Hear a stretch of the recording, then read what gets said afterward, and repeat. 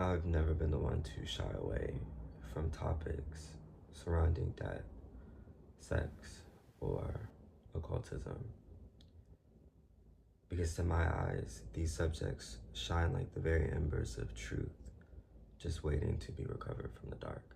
Crazy as it sounds, uh, I love what I find. And I say crazy because it's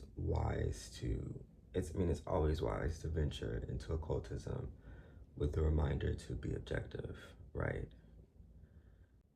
But as for mentioned, I don't shy away from the extremity of certain information that's meant to be forward. And that's why I felt the need to do a small video about a certain divisional chart in Vedic astrology that covers all of those things. I study Vedic astrology. For those that don't know what Vedic astrology is, it's an ancient Indian system of astrology that studies the influence of celestial bodies on human life.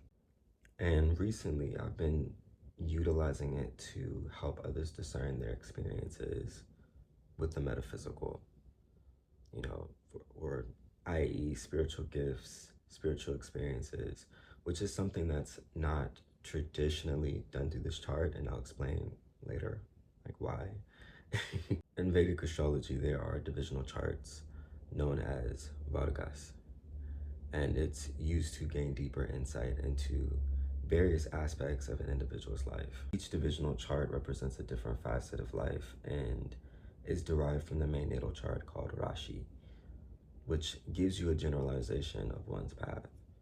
And these generalizations may show you one's innate abilities, less developed skills, life purpose, and possible obstacles along the way.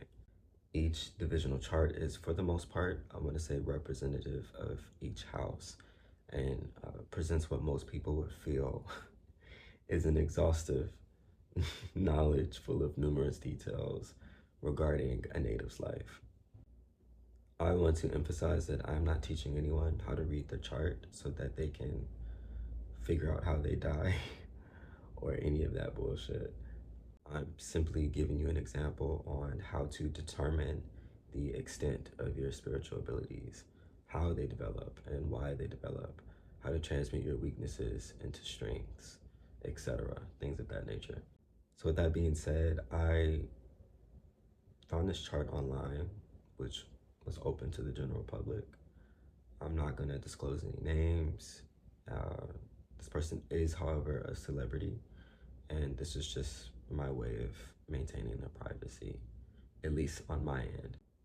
D8, Division 8, Ashtamsa, represents the 8th house, which explores themes of death, transformation, psychology, secrets, spiritual abilities, and occultism. Let me start off by saying I like stories, love them. It's very easy and very forward to often look for your Jupiter or Mars placements, or look at what's in the 8th house in order to gauge someone's innate abilities. But I often like to go from house to house. I won't be going over every house, but in a way, it visually weaves a story for me. Because I have questions, what's your contract? Why were you brought into this world? At what age did you start coming into these gifts? And realize when it was time to utilize them.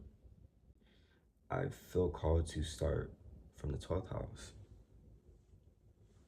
Yeah, I feel called to start from the 12th house.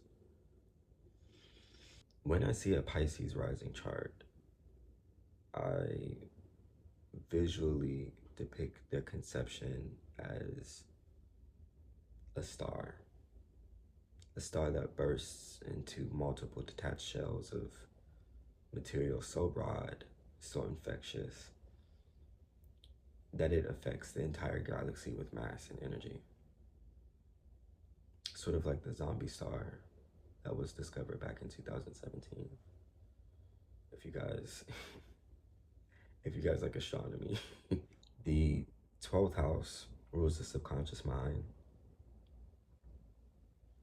I can even theorize that it represents other dimensions beyond our perception. Oof, okay, if you see me jump or shake,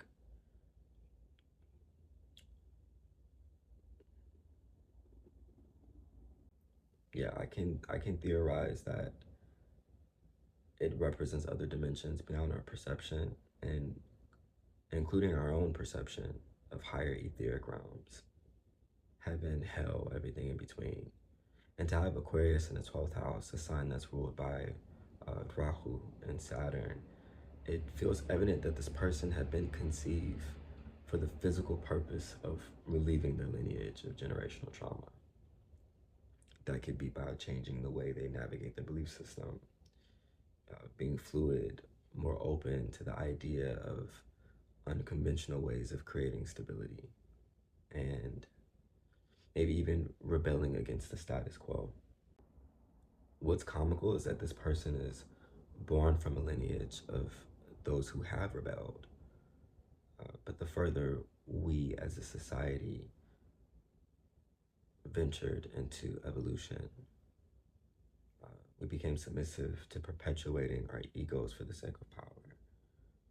The more society had developed into a system that favored things like classism, uh, purity culture, and Western religion, the more others felt the need to adapt.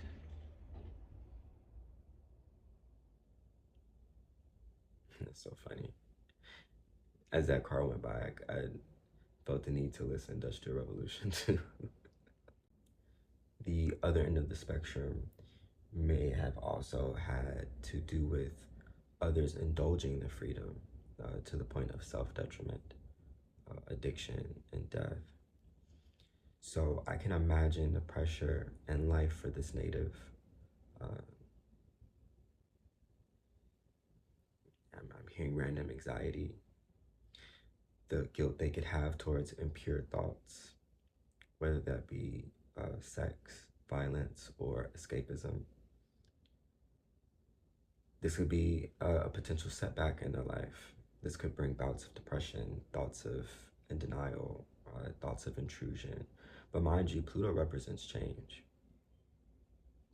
And in addition to being a Pisces rising, okay, this person is always being pushed to have transformative experiences through the likes of exploring philosophy or introspection. And what's even more cool is the spiritual guidance from their ancestors with lived experiences, who are often there to give subjective advice. But I see an Aries degree in the ascendant sign. This alludes to the house of Aries that is in the second house, which has Jupiter at 6 degrees and Neptune at 23 degrees.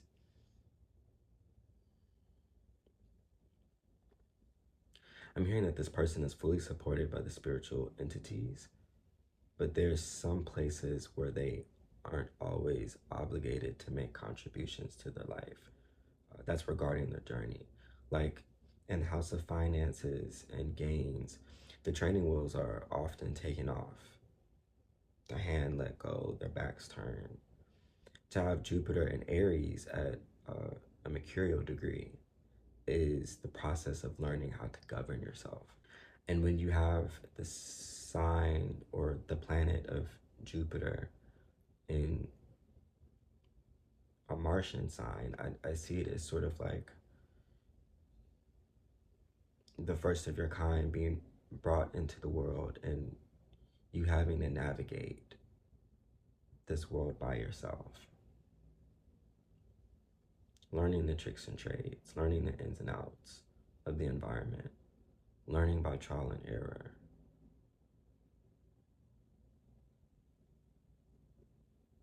But there's something so special about it. It's like this person may feel as if they are being led by some entity or some unforeseeable force, when in reality it's them.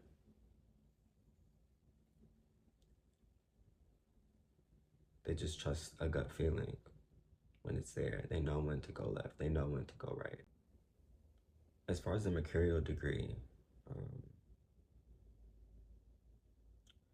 and in the sign of Aries, that's like proclaiming your autonomy, trusting the process, learning how to integrate fun into the way you make money. Neptune in this house could also have to do with this person having a tendency to quickly develop ideas, but often miss out on their gains by not acting on them in a particular manner. I feel like this particular gift maybe starts to develop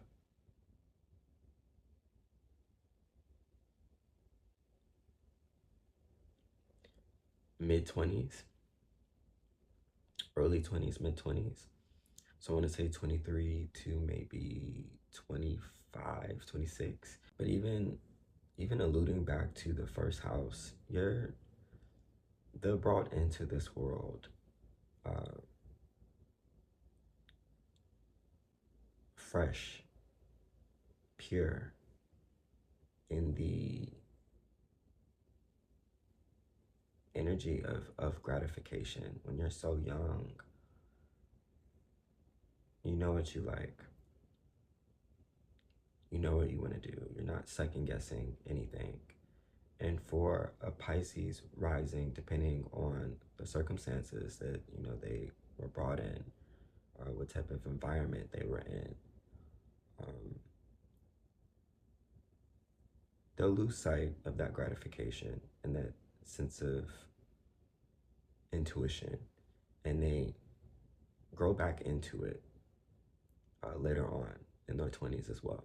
Moving on to the third house in Taurus, with Pluto squaring Venus from 12th to the 3rd, both planets at an Aquarian degree. This could have a lot to do with often attracting rebellious people who may try to put their lives in jeopardy through driving reckless. Since the third house rules driving, vehicles, motion. So that means being in a car with a friend or acquaintance who has road rage, or people who drink or drive. This person might even subject themselves to the same types of danger as the sole driver. You might be asking me, well, how is this related to the native's spiritual abilities? Well, I find that those who have experienced near-death incidents often encounter metaphysical ones during and sometimes afterwards. This person might get intuitive nudges, most notably in their eyes, certain aspects of their body, their feet especially.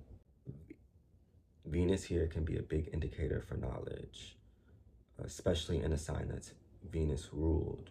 You have to remember that Venus is the morning star, evening star even, often called Lucifer. And when Venus is in its natural zodiac and placed in the 3rd or the 9th house, these people become quite the Luciferians, or maybe even contrarians. They become enamored with knowledge and seeking the unknown. And what's even more interesting is the unknown longs to find them. These people have gifts of observation, shape-shifting, and eventually they ease into the ability of charming their suitors, the gift of gab, which it's the spirit of confidence. I do think that is a skill that some people can develop, but with someone with placement such as this is something that they're born with it, and it's just something that just evolves and increases over time. Maybe even winning over authoritative figures and getting them out of some pretty ballsy situations, talking your way out of a traffic ticket, or who knows. And it's just part of fortune that's there at 5 degrees, which is a Leo degree. It's just them having charm. It's them flashing a smile or cracking a joke at a moment that just seems to be right on time, you know? Inappropriate, but right on time. Inappropriate, but I'll let you slide, you know? Things of that nature. Yes, this person is magnetic. They have the potential to persuade those into a cult following, praise kinks, and even, who knows, maybe cash pigs.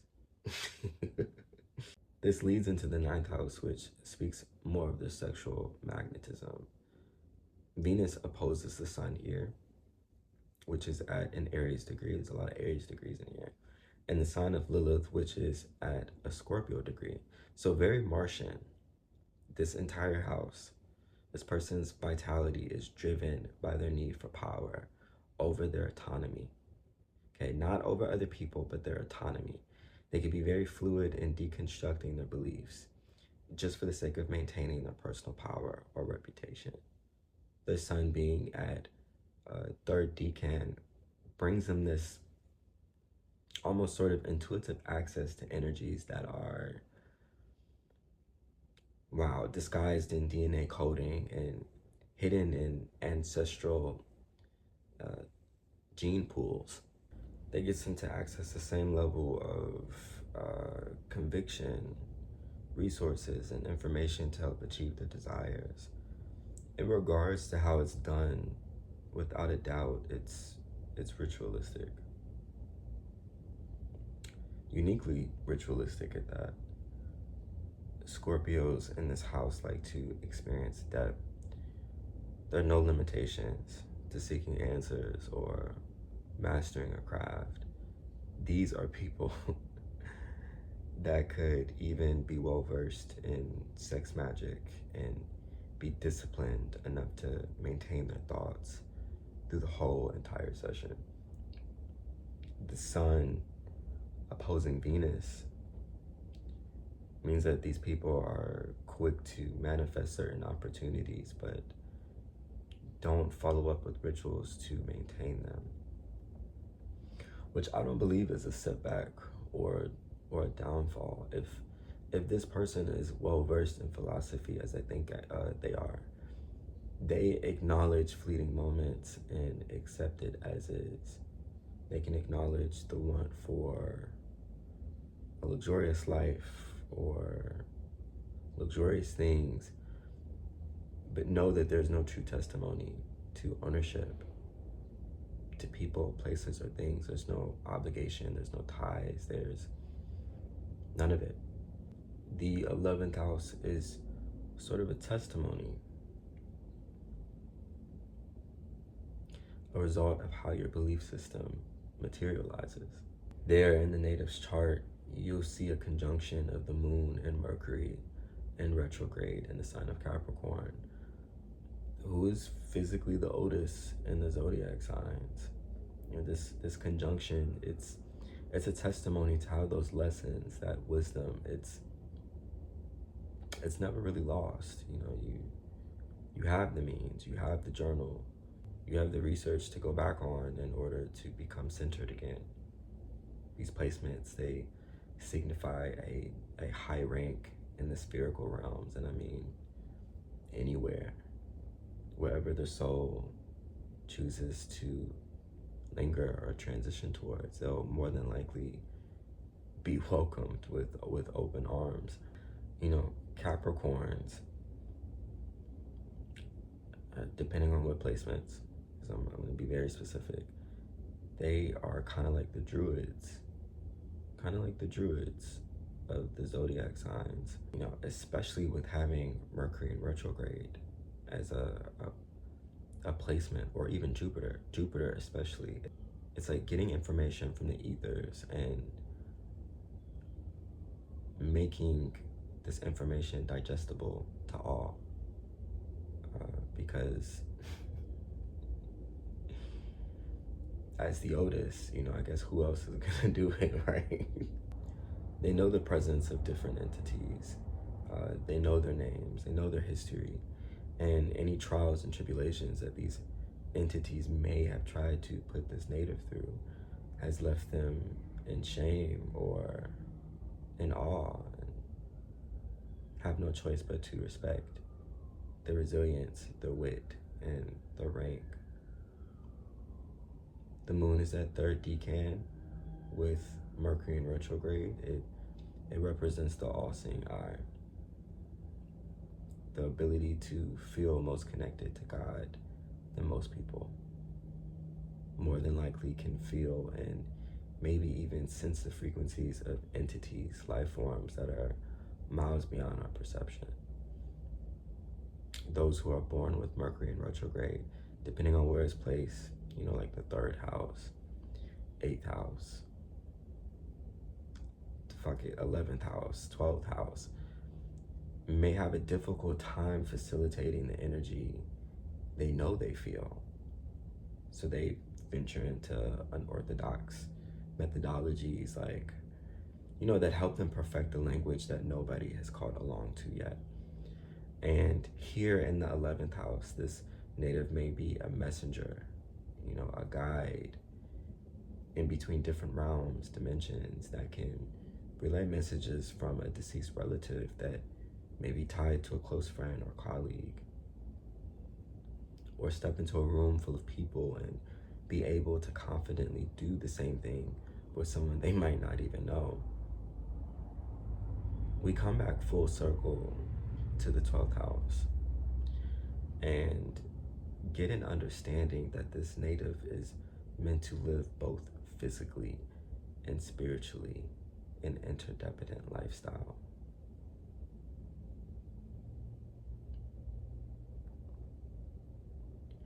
To honor their authenticity in a way that their ancestors couldn't. It's almost like doing what the matriarch or the patriarch of the family couldn't do, and that's honoring the differences, the juxtaposition of all of your family members, all of your ancestors, and looking at them with a sense of objectivity, looking at them as mirrors. Say, for instance, the 9th house just screams sexual liberation.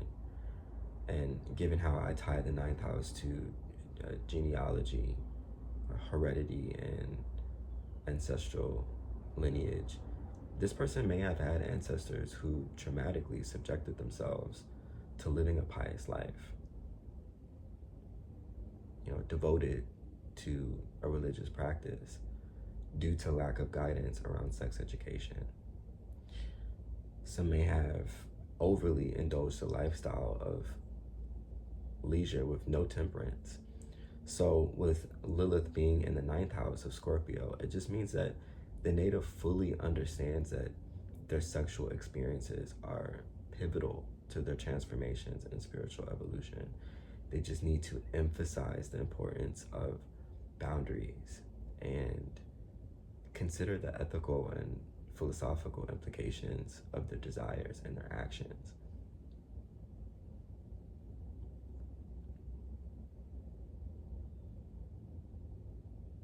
And this person is,